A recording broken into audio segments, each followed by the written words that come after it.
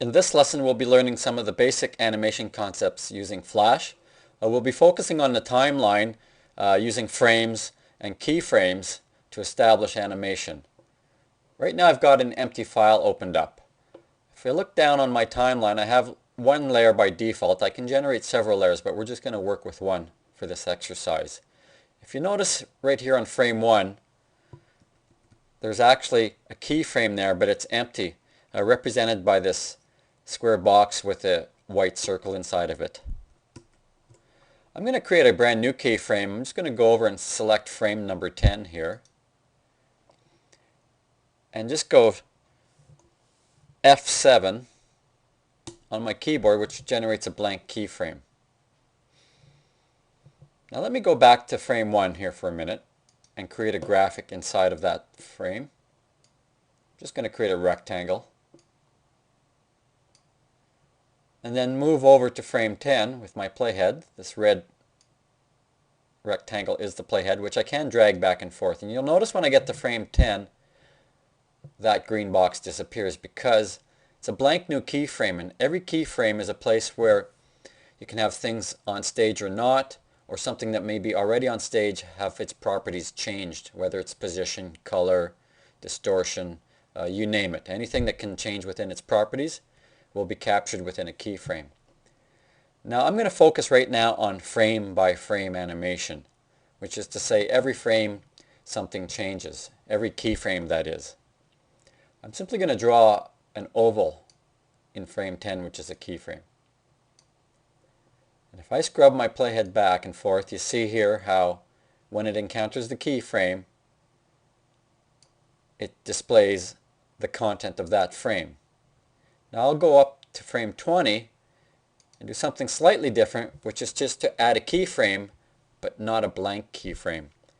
The way we add a keyframe is F6 on the keyboard. And I'll just hit F6.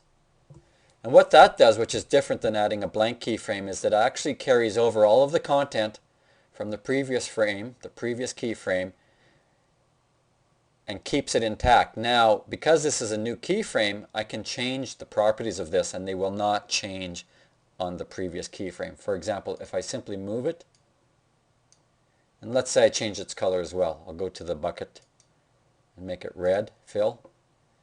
And if I drag my playhead across, you see here the position and the color have changed. Because in fact it's a brand new keyframe. And the first keyframe is holding the image of the box.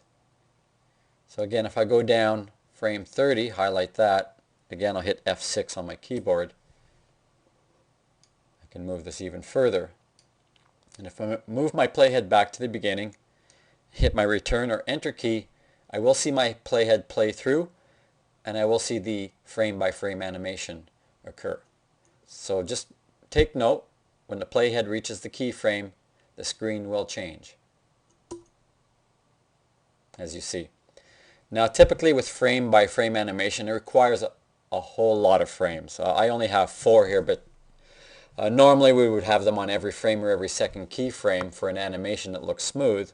And we're talking dozens, if not hundreds, of keyframes to create frame by frame animation, which does replicate the method used by old school animators when they would actually have to create an image for every frame that was shot on film.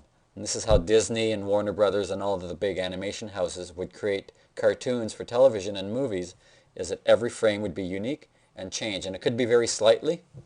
For example, if I put another keyframe on 40, and I'll just hit F6 here, it could be just a slight movement like that, for example. And you put a whole bunch of those strung together, and you will get smooth animation. Now it can be as abrupt or smooth as the animator's intentions deem it to be. But that is frame by frame animation at its simplest. So I'm just going to type out those key commands. It's F7 equals blank keyframe.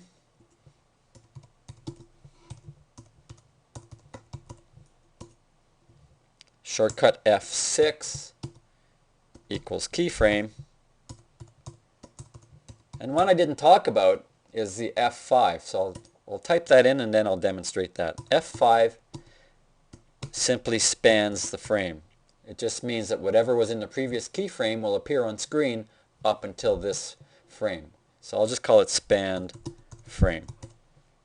It means it does not hold any unique information from the keyframe that it's attached to. Now a spanned frame, let me just go to the end here, frame 50, and hit F5.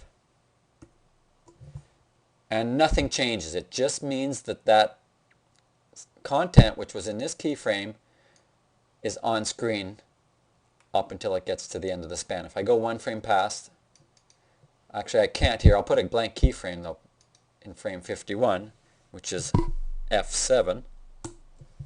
And you see once I go past the span, that content disappears. It's only there for the duration of the span. And so that is, in essence, how we create keyframes, blank keyframes, and span frames. And you saw it demonstrated by doing a frame-by-frame animation.